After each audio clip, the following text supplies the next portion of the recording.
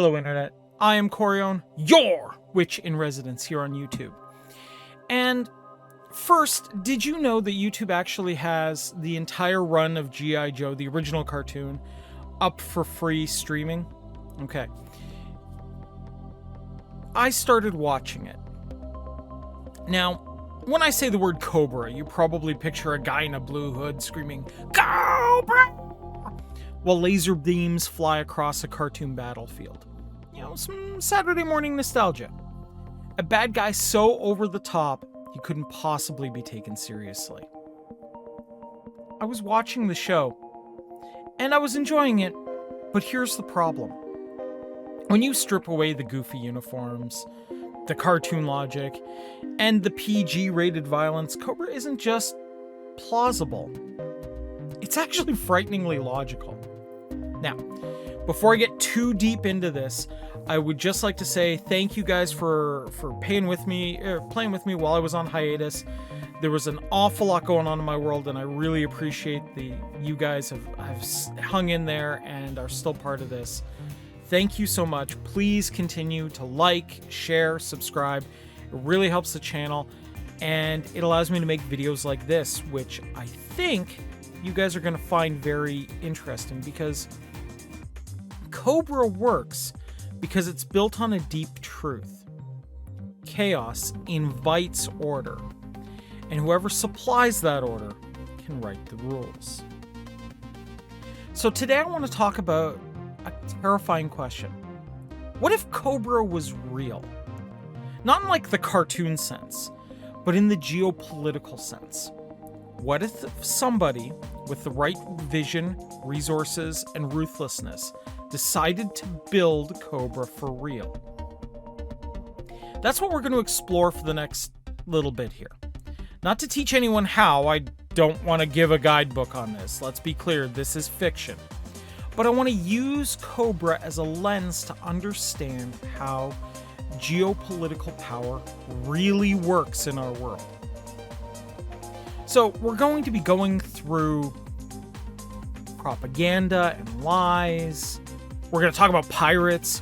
We're going to dip into proxy wars, science without ethics, and then finally we're going to see how Cobra could evolve into not just an army or a brand, but a sovereign nation, a utopia on the surface, and a cult state underneath. And when we're done, I think you'll all agree with me. Cobra was never a joke. It was a warning.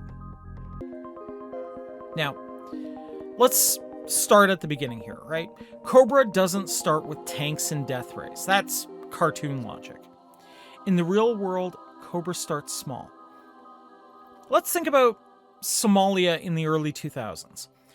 It's a coastline riddled with pirates, billions of dollars of global trade passing through every year, and a weak government unable to project power beyond its own capital of Mogadishu. Now, imagine, if you will, Cobra showing up. Not as pirates, but as the cure to piracy. They sweep in with speedboats, drones, mercenaries, and an iron fist. The pirates disappear. Ransom demands evaporate. And for the first time in decades, the seas in that area feel safe. And then Cobra offers these corporations a deal. Pay us a security fee, and we'll guarantee safe passage. Now, in some ways that sounds like extortion, but here's the trick. It's actually cheaper than the insurance premiums and military escort companies that already these corporations have to pay. So they agree. Now here's the scary part. Cobra has just generated its first revenue stream. Not charity, not donations, hard cash, flowing from the arteries of global trade. This is actually how real insurgencies work. They don't need to own territory first, they need to own a problem, and then they sell the solution. So, as you can see, from this humble beginning, Cobra gains three things: money, legitimacy, and reputation. Suddenly it's not a cartoon villain, it's a security company. The interesting part is, in the G.I. Joe cartoon, in the miniseries The Pyramid of Darkness, Cobra disables global power grids and then offers protection in exchange for compliance. It's the same logic. Create the problem, and then present yourself as the only cure. Now, another way to build instant credibility is something we've all heard before: the big lie. Imagine Cobra's media wing issues a broadcast. We have the list. The hidden list of every powerful politician, billionaire, and general involved in crimes against, we're going to call them, children. Do they actually have it? No. Do they need to? Also no. This is about weaponized belief. People want to believe the elites are holding something or hiding something. Cobra just has to dangle the possibility, leak a few redacted names, hint at deeper files. And here's the best part about it. If someone were to do that, if someone were to say, I have the list and so appears on it, and this is what they were doing with little boys and this is what they were doing with little girls, the current holders of the list are absolutely refusing to release it. So anybody who's sounds remotely credible coming forward with names is going to sound correct, and there's going to be no one to counteract that. So now, with a list of names of people that are not buying into the Cobra ideal, suddenly Cobra looks like the only honest actor on the stage. Now, in the real world, this has actually happened. Anonymous in the 2010s teased massive leaks, sometimes bluffing, sometimes exaggerating, but always gaining the attention that they were looking for. Hell, QAnon built a whole movement on the promise of secret lists and revelations that never really arrived, and it was powered by faith alone. In fact, in the cartoon, in the episode The Wrong Stuff, Cobra actually hijacks satellites and builds a space station to broadcast propaganda worldwide. See, they didn't need truth. They just needed to control the story.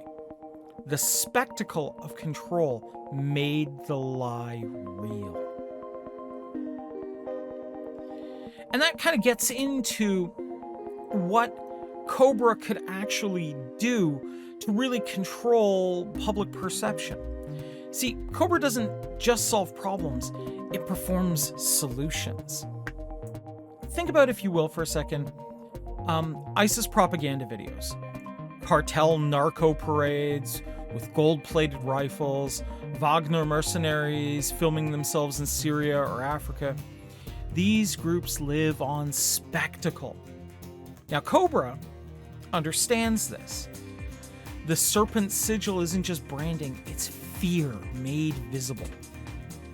Now, in the Mass Device miniseries, Cobra unveils a teleportation machine. But they don't use it quietly. They stage massive stunts, stealing landmarks, teleporting armies, broadcasting their power. But the truth is, it's theater, it's not strategy. And it works because the world sees it. Spectacle is cheap, but it can terrify nations into obedience. There's an entire American doctrine built on this, the shock and awe effect. And it's the same idea. Now, depending on what side of the political spectrum you follow, this could be a very, very good thing, right? If you can make an enemy back down without having to fire a shot, it saves lives. But you're also causing people to live in fear. Now, one of the other textbook examples of what a Cobra could do is, imagine Cobra's expanding now into the South China Sea, a global trade hub, a hotbed of Chinese harassment against its weaker neighbors. Now, Cobra quietly ambushes these Chinese militia boats, not carriers, not destroyers, just the harassment vessels. The ships vanish, the crews disappear. And Cobra never claims responsibility. Instead, they leak whispers. Pirates are hunting Chinese naval ships. Beijing winds up being embarrassed, but can't prove who's behind it. Then Cobra approaches with a grin and says, "Hey, we solved piracy in South Africa. Hire us to solve it here." Now, The amusing part is that the actual real world parallel is China itself. They already use these maritime militia fishing fleets disguised as civilians, but directed by Beijing to harass other nation ships. Cobra would flip this tactic and become the pirates, then sell the cure. Now, the fun part is they actually do this in an episode. There's a Dreadnought, one of the sub-factions of Cobra, and the character's codename is Zanzibar. He's a pirate, and he embodies this plausible deniability. Cobra uses him for chaos, profit, and the illusion of independence. It's the same game. The pirates are just a mask for what they're actually doing. One of the other textbook maneuvers that could be used here is in the Ukraine. Now, Ukraine right now is a fog of war paradise, right? So Cobra could insert a ghost company of, say, 200 fighters. They hit convoys, steal drones, strip tanks, and vanish. Nobody will know who did it. Russia will blame Ukrainian commandos, Ukraine will blame Russian commandos, NATO shrugs, and Cobra walks away with the profits. Now, this is actually happening there right now, really, because Wagner mercenaries do this in Syria and Africa, right? Iranian militias have been doing this in Iraq. Even the CIA has had operatives in Latin America that all thrive on this level of deniability. Chaos is a ladder, and it can be used to climb up the rungs of profitability and identity by using that chaos to take what they need, right? And in the cartoon, they actually do this. There's an episode called The Captives of Cobra, and it shows Cobra brainwashing civilians to fight in their name. On the surface, this looks like absolute chaos, but underneath, Cobra's been orchestrating the whole thing from the get-go. Now, what do you think Cobra's going to do with all this money? Well, they want to build up advanced technology, right? So now Cobra is going to turn to scientists. And the recruitment pitch is going to be something like, no ethics board, no waiting for grants, unlimited funding, recognition, just build, right? And you know what? Frustrated geniuses are going to sign up because Cobra gets breakthroughs with no delays. Now, in Germany in the 1940s, the very bad men in brown shirts were recruiting scientists pre and during World War II. And post-World War II, Operation Paperclip, which was America's event, did something similar. In fact, China is doing this today with their recruitment programs. Now, in the cartoon, the Cobra episode, g.i.joe episode, Operation Mind Menace, there are other episodes like this where Cobra kidnaps or co-ops scientists. They don't care about the ethics, they only care about the results. So now we have trained, hardened military. We have the kind of budget that they would need to be able to handle whatever they would come across, and the technology that they could use to become a real power on the world stage. Eventually, Cobra is going to want to declare sovereignty. So on the surface, you'll have utopian cities, clean energy, free healthcare. And the world will call it the Cobra miracle. But underneath, people would be indoctrinated from birth. Propaganda would be saturating the culture. AI would be nudging behaviors into the right place. Citizens don't just obey Cobra, they love Cobra. Now, in the real world, authoritarian model cities, company towns, or even China's social credit system is this idea. It's the velvet cage. It's so insidious and so controlling that part of the technique of the cage is you don't even realize where the bars are.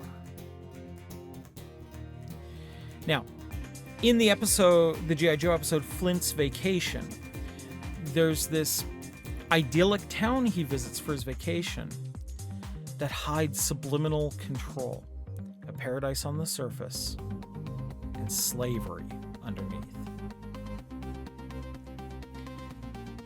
So now that they have their own sovereign lands that they're controlling, the next step is going to be expanding, not by invasion, but by coiling around the earth. They're going to buy politicians, fund infrastructure, and station advisors. Soon, entire nations become Cobra puppet states. Now, in the real world, this has happened easily before. The entire Cold War was basically built on this, with the US and Russia gaining client states.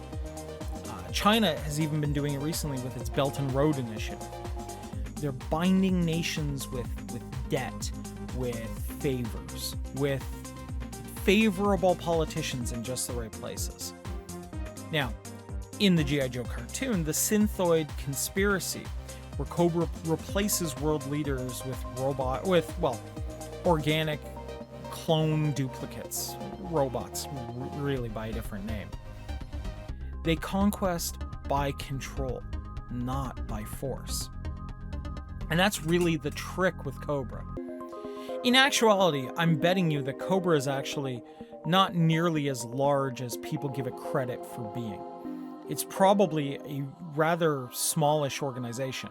My guess would be, at max, they never get bigger than, the most average of nations' armies.